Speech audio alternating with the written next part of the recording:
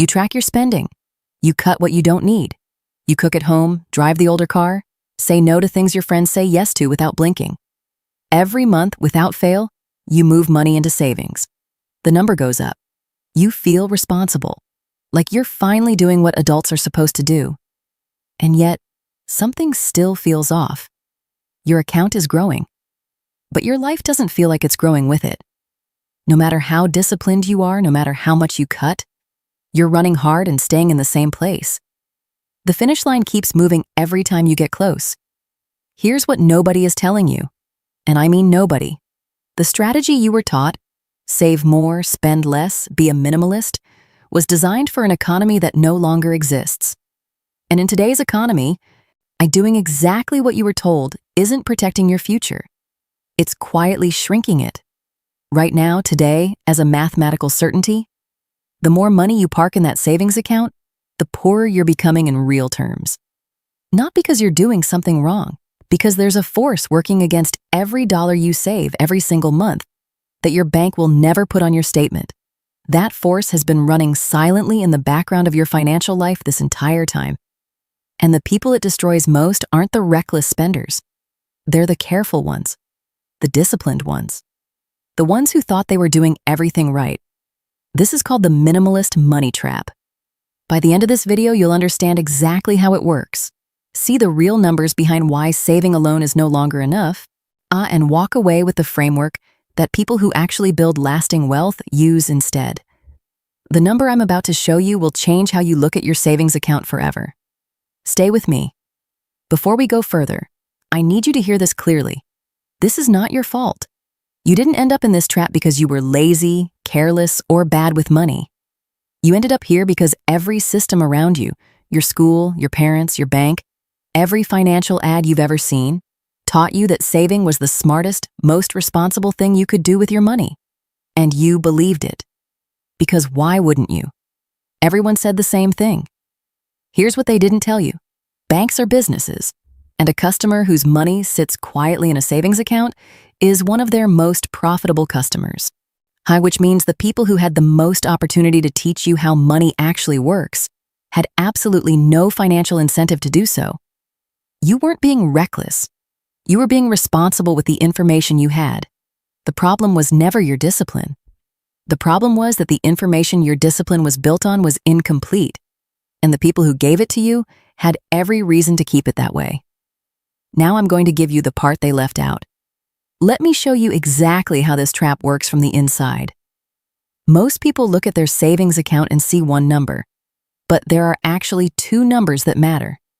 The number your bank shows you and the number that reflects what that money can actually buy in the real world. For most savers, those two numbers are moving in completely opposite directions. Here's the mechanism. Pay close attention, because this is the part nobody ever draws out clearly. Your bank pays you interest on your savings. Let's say your account earns 1% this year. You put in $10,000. By year's end, your screen shows $10,100. The number went up. Your money is working, right? Wrong. Here's what your bank statement doesn't show you. Inflation ran at 3% that same year. The real cost of everything you need that money to eventually pay for, groceries, rent, fuel, healthcare, went up by 3%. So while your account grew by $100 on screen, your purchasing power dropped by 2%. You now have the buying power of $9,800. Not $10,100, $9,800. You gained $100 and lost $200 of real wealth. In the same year, simultaneously. While the screen told you everything was fine. That's the difference between nominal value and real value. The number your bank shows you is nominal. The life your money can actually fund is real. And right now, for most savers, those two numbers aren't just different. They're going in opposite directions every single month. And it gets worse. If you need $50,000 a year to maintain your current lifestyle today, and inflation runs at just 3% annually, which is considered completely normal, you'll need $121,000 a year in 30 years just to live the exact same life. Not a better life, the exact same life. And the money sitting in your savings account earning 1%, it won't come close to keeping up. The gap between what you saved and what you actually need will grow wider every single year, quietly, invisibly, without a single alarm going off anywhere. Your savings account tells you how many dollars you have. It doesn't tell you what those dollars can actually buy. That gap between the number and the reality is exactly where your wealth is quietly disappearing. Now you might be thinking, okay, but how bad can this really be? Maybe it's just a small gap. Maybe it only affects certain people. Let me show you exactly how deep this goes. The trap doesn't hit every type of money equally.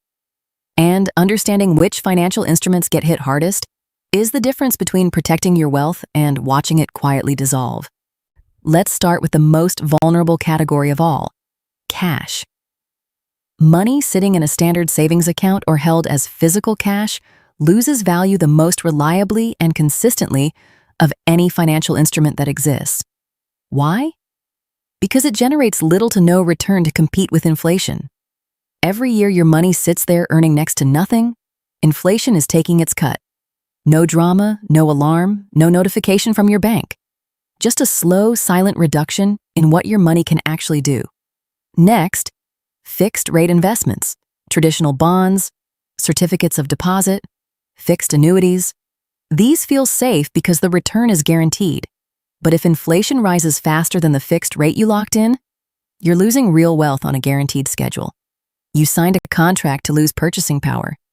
And because the payments feel steady and reliable, most people never even notice it happening.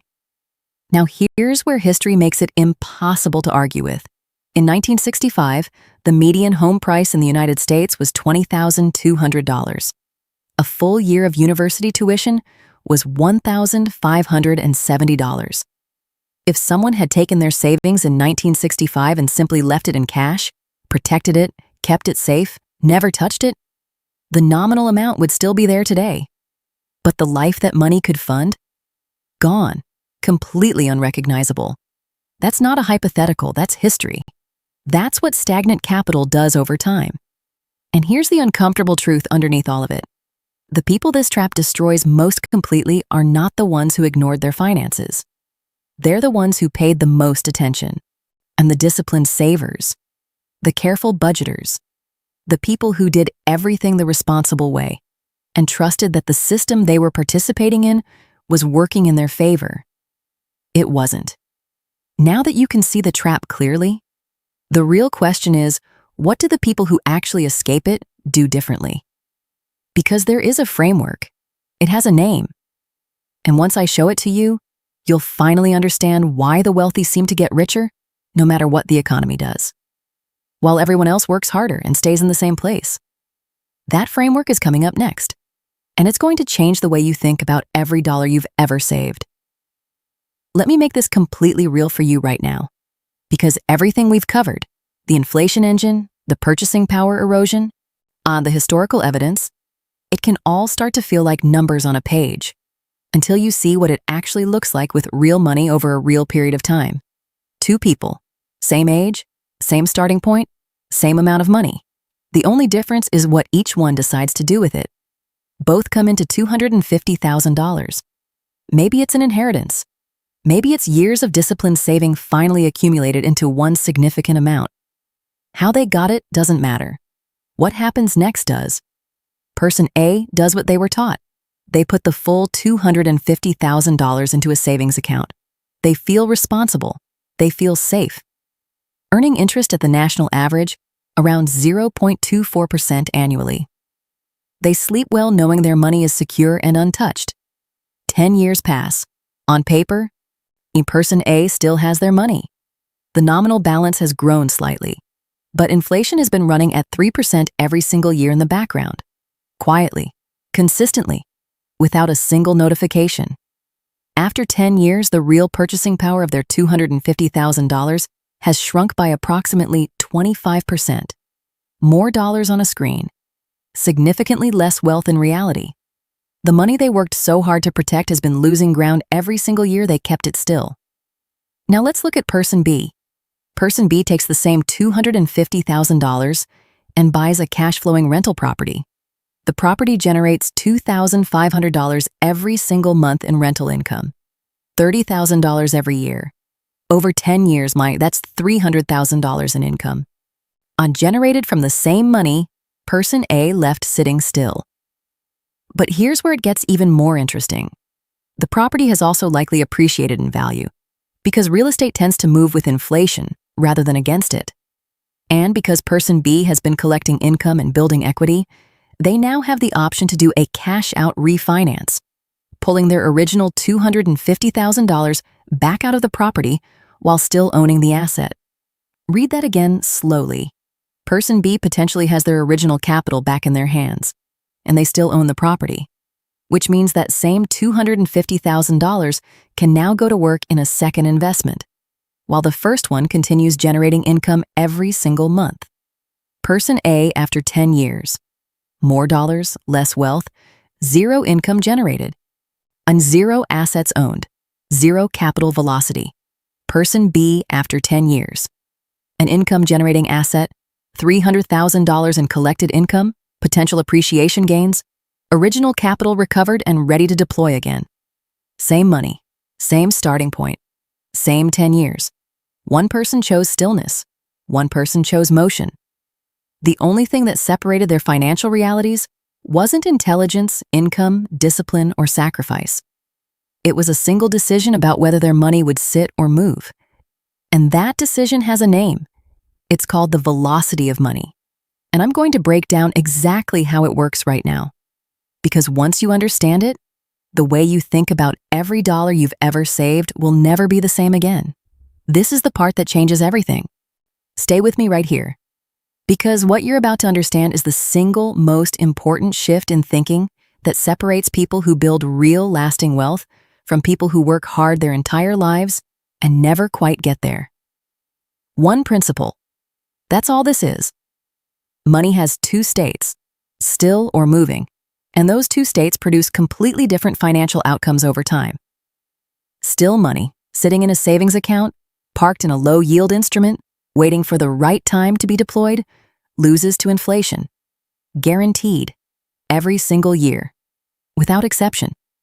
Moving money and placed into assets that generate income, recovering itself and being redeployed into new positions, has the potential to outpace inflation, build compounding wealth, and create the kind of financial freedom that no savings account has ever given anybody.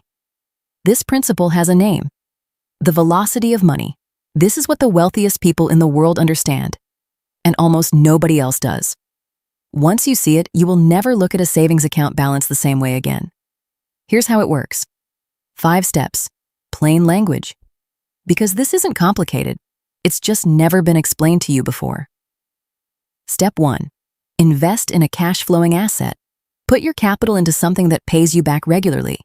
A rental property, a dividend-paying stock, a business that produces revenue. The specific vehicle matters less than the principle. Your money must go into something that generates a return while you still own it. Step 2. Recover your original capital. And this is the move most people never even know is possible. Through the income your asset generates, through appreciation, or through a strategic refinance, you get your original investment back in your hands while the asset keeps working. Exactly like person B recovered their $250,000 through a refinance while still owning the property. Step 3. Keep the asset. You don't sell. You don't cash out. The asset stays. It keeps generating income. It keeps appreciating. It keeps working for you every single month. You simply removed your original capital without giving up what it produces. Step 4. Redeploy into a new asset. Your recovered capital goes into a second cash-flowing investment. Now you have 2 assets generating income. 2 income streams, 2 positions working simultaneously. And your out-of-pocket investment is still the same as when you started, because you got your original capital back. Step 5. Repeat. Every cycle multiplies the number of assets generating income for you. Each repetition compounds your wealth faster than the one before it. This is not a linear growth curve. This is exponential, built entirely on keeping money in motion, rather than keeping it still. Now think about every dollar you've ever saved. Think of each one as a soldier. You've been working hard, cutting expenses, being disciplined, recruiting soldiers, and building your army. Your savings account is full of soldiers standing in formation. And you feel proud of that army because it took real sacrifice to build it. But those soldiers aren't doing anything. They're standing still. And while they stand still, an inflation is slowly making each one weaker, reducing their strength, reducing their purchasing power, reducing their ability to fight for your financial future. Every year they stand there, they become a little less powerful than the year before. Meanwhile, someone else has sent their soldiers out on missions, into rental properties, into dividend stocks, into cash-flowing assets. And those soldiers are coming back with more soldiers. The army is doubling, not because they recruited harder, but because they deployed smarter. The goal was never to have the biggest army standing still. The goal was always to put the army to work. Minimalism is a powerful tool. It always was. But it was designed to be a launching pad, not a destination. The goal was never to save as much as possible and stop there. The goal was always to use what you saved as fuel, and then put that fuel into motion. That's the shift, from financial defense to financial offense, from protecting dollars to deploying them, from a saver who is losing ground quietly to an investor whose money is working around the clock. And the moment you make that shift, everything changes. But here's the cost that never shows up on any financial statement. Because the minimalist money trap doesn't just drain your bank account, it drains something else entirely, something no inflation calculator will ever measure. And for a lot of people, this is actually the part that hurts the most. Let's talk about what extreme frugality does to a person over time. The first thing it creates is a scarcity mindset. When your entire financial life is built around protecting what you have and cutting everything that feels unnecessary, your brain slowly rewires itself around fear. Not growth, not possibility, fear. Every financial decision becomes about defense. Every opportunity that requires spending or risking capital feels threatening rather than exciting. You stop seeing money as a tool that can build something and start seeing it purely as something fragile that must be guarded at all costs. And that mindset doesn't stay in your bank account. It bleeds into everything. It bleeds into your relationships. Extreme frugality has a way of turning into something the people around you start to experience as cheapness. Saying no to dinners, avoiding trips, calculating every shared expense. The discipline that felt virtuous inside your own head starts creating friction with the people you care about most. And suddenly the financial strategy that was supposed to give you freedom is quietly costing you connection. Then there's the burnout. Living in a constant state of restriction, saying no, cutting back, tracking everything, denying yourself, is exhausting in a way that's very difficult to explain to someone who hasn't experienced it. You keep going because the number is growing. But the number growing doesn't feel like winning anymore. It just feels like more of the same. More restriction. More waiting. More discipline with no clear sense of what you're actually building toward, or when it will ever be enough. Here's what nobody in the minimalism community will say out loud. At some point, the discipline stops feeling like freedom and starts feeling like a prison. And the worst part? You can't even justify leaving, because the number in your account keeps going up. You're trapped by your own progress, imprisoned by the very habit that was supposed to set you free. And here's the final truth about frugality that the books never tell you. It has a ceiling. There is a mathematical floor below, which you simply cannot cut anymore without your life becoming unsustainable. You cannot reduce your rent to zero. You cannot stop eating. You cannot eliminate healthcare. At some point, you hit the wall, and there is nothing left to cut. But that ceiling doesn't apply to everything. Earning more has no ceiling. Investing has no ceiling. Deploying capital into assets that generate income has no ceiling. The most financially powerful move available to you is not finding one more thing to cut. It's taking what you've already saved and putting it to work. Picture someone who has been cutting expenses for 3 years straight, canceled every subscription, meal preps every Sunday, brings lunch to work every single day, never buys anything that isn't on the list. Their bank balance has grown, but they don't feel free. They feel like they're running as hard as they can on a treadmill pointed at a wall. All that effort, all that discipline, and the destination never gets any closer. That's not a discipline problem, that's a strategy problem. And the good news is, strategy can be changed, which is exactly what the next section is going to show you how to do. So what do you actually do now? Understanding the trap is powerful. Feeling the cost of it is real. But neither of those things changes your financial reality on their own. What changes your reality is action. So let me give you the practical side. 5 clear moves in order that take you from standing still to moving forward. And before we go through them, hear this. You do not need to be wealthy to start.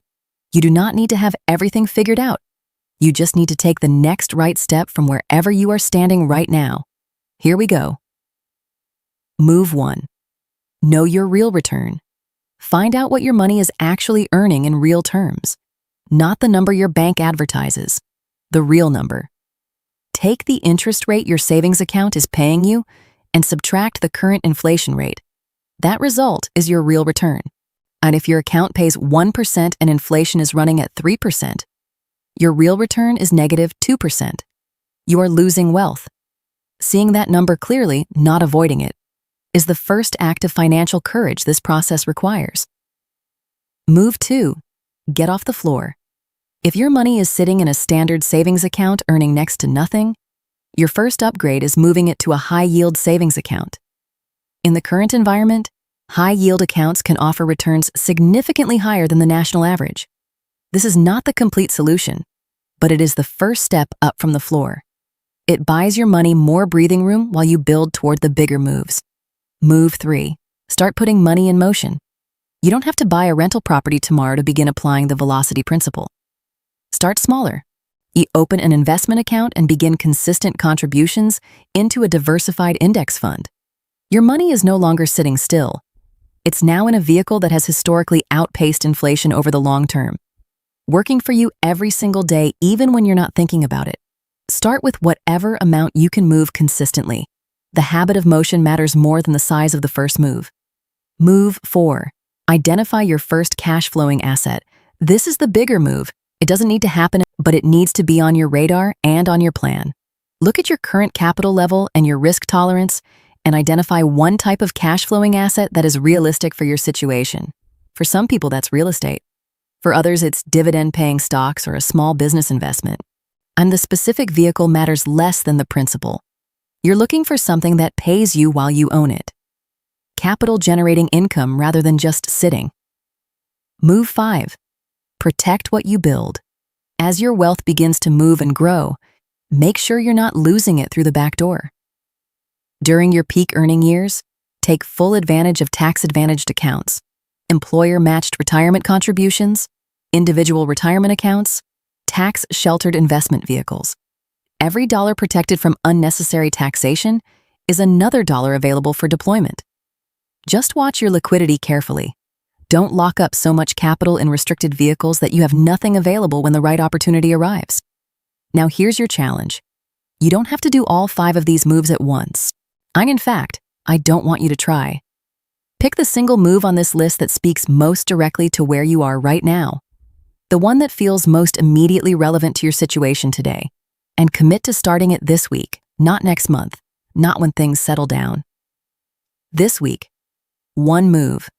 That's the entire distance between standing still and moving forward. Between losing ground quietly and building wealth intentionally. Between being a victim of the minimalist money trap and being someone who has seen through it and chosen something better. Here's the truth this entire video has been building toward. You came into this video as a saver, someone doing the responsible thing, someone following the rules, someone who believed that discipline, patience, and a growing number in a savings account were the ingredients of a secure financial future. And that person wasn't wrong to believe that. They were just working with an incomplete picture. Because here's what I want you to understand before you go. Saving is not the enemy. Minimalism is not the enemy. Discipline is not the enemy. The trap was never the act of saving itself. The trap was stopping there, treating the launching pad as the destination, confusing the preparation for the journey with the journey itself. The minimalist who saves everything and deploys nothing is not building wealth. They are maintaining the appearance of financial progress, while inflation quietly dismantles the reality of it. Every year, every month, every single day, their money sits perfectly still. Now, the investor who uses minimalism as a launching pad, who saves with discipline and deploys with intention, is doing something completely different. They're not just protecting dollars, they're multiplying them. They're not playing defense with their financial life. They're playing offense. And there is a world of difference between those two games. The question was never whether you should save. The question was always whether your savings were working for you or whether inflation was working against you while you slept. One of those is financial defense. The other is financial freedom. And now, for the first time, you know exactly what separates them. But I want to leave you with something bigger than a number. Because the goal of all of this, the velocity, the assets, the cash flow, the compounding, it was never really about accumulating the largest possible balance somewhere. It was never about winning a net worth competition or impressing anyone with a figure on a spreadsheet. It was about time. Your time. The hours you spend in work that drains you because you cannot afford to say no. The experiences you delay because the money isn't moving fast enough to give you options. The life you keep putting on hold while you wait for the number to get big enough to finally feel safe. When your money moves, really moves with purpose and intention, it doesn't just build wealth, it builds options. And options are what give you back your time. The freedom to choose your work, the freedom to choose your pace, the freedom to say yes to the things that matter and no to the things that don't. That is what financial independence actually means. Not a number, not a balance, not a savings account with a lot of zeros. Freedom. The minimalist money trap was never just about losing purchasing power, it was about losing time. Quietly, invisibly, one still dollar at a time. And if you want to go even deeper, I've put together a resource that takes everything we covered today and lays it out step by step so you can come back to it anytime you need it. The link is in the description box below. Go grab it. And as always, I'm here, your favorite wealth coach, dropping the hidden knowledge they never taught you about money, wealth, budgeting, retirement, and building the life you actually deserve. Check in regularly, because every single video on this channel is another piece of the puzzle they don't want you to have. Now your dollars don't have to be still anymore.